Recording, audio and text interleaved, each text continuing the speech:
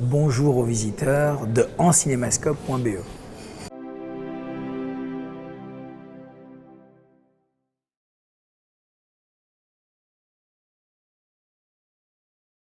Fabrice Duels, bonjour. Salut. Merci d'accorder cet entretien en Cinémascope. Avec joie. Alors voilà, il y a maintenant 15 ans, j'avais le plaisir de présenter à Namur un certain Calvaire. On en a parlé sur un Cinémascope. Il y a maintenant 5 ans, en 2014, on parlait d'un certain Alléluia, avec des interviews ici à Namur aussi avec votre actrice.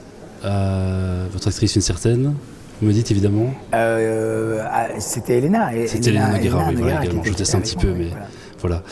Et maintenant, c'est Adoration, le troisième volet, la fin de la trilogie ardennaise, comme vous l'appelez vous-même, qui était projetée ici à Namur et qui sort sur nos écrans en Belgique en janvier 2020. Alors, Fabrice, vous avez une approche viscérale et organique du cinéma, vous le dites vous-même. Est-ce que l'argentique et le Super 16 en particulier représentent véritablement la seule solution pour aller pleinement au bout de votre désir de cinéaste ? C'est probablement pas la seule solution. Il y a le 35 mm et le 70 mm. J'adorais tourner. J'ai déjà tourné en 35, mais en tout cas l'argentique est à mon avis la seule. Je ne m'imagine pas faire un film en numérique, non. C'est ça. Peut-être que je devrais le faire un jour.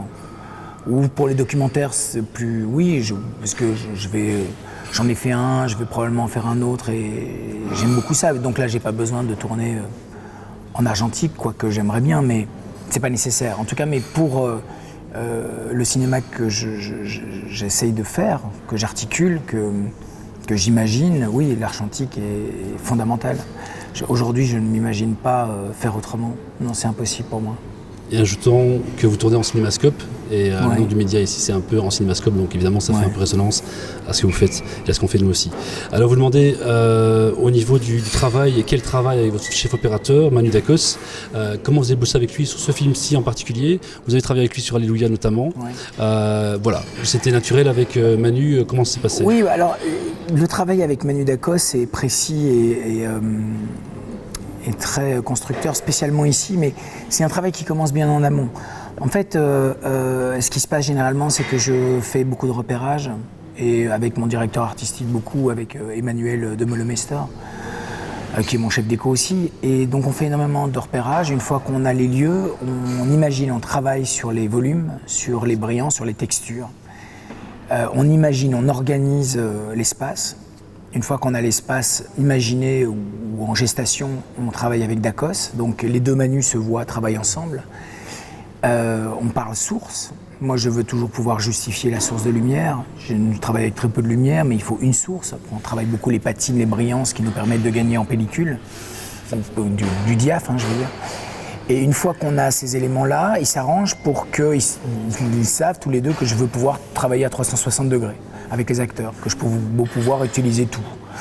Alors, bien sûr, parfois je n'ai pas les moyens de tout, donc je suis à l'échelle de certaines choses, mais il y a une vraie correspondance entre les décors et la photo. Et puis après, bien sûr, il y a les costumes. Les costumes interviennent aussi à un moment donné pour que dans les décors, les costumes puissent s'inscrire de manière organique. Là, il y avait la volonté de renouer, de faire un film qui soit proche du cinéma russe des années 60 ou du cinéma polonais des années 80. Donc quelque chose de très simple, de très pur, de très épuré tout le temps, avec des couleurs primaires qui sont très très vivantes, donc le rouge, le bleu et le vert. Donc voilà, il y avait cette approche qui était presque une approche plasticienne en fait.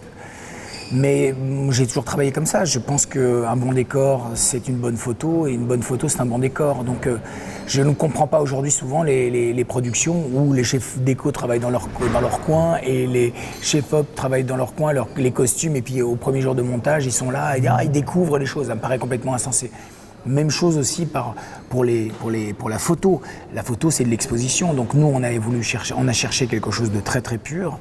Encore une fois, pour faire ressortir des couleurs primaires, mais dans une épure, quoi. Dans une épure, donc il y avait vraiment cette volonté-là. Et donc on expose, simplement, c'est un travail de repérage et puis d'exposition.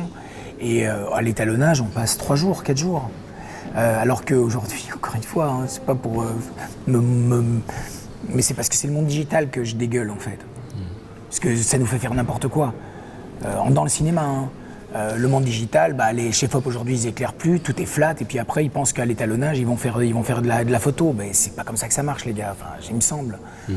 Donc voilà, c'est très simple au fond, mais c'est un artisanat. Mais c'est un artisanat qui doit être collaborant. C'est-à-dire que moi, je suis un peu le chef d'orchestre. Je travaille avec mes amis ici, donc j'organise en fait. Et puis c'est tous des gens maintenant qui se connaissent et qui s'apprécient. Donc c'est un travail de collaboration constante. Il y a une vraie famille de cinéma alors chez Fabrice Duel, ça on peut le dire. Oui, il y a une belle famille, oui.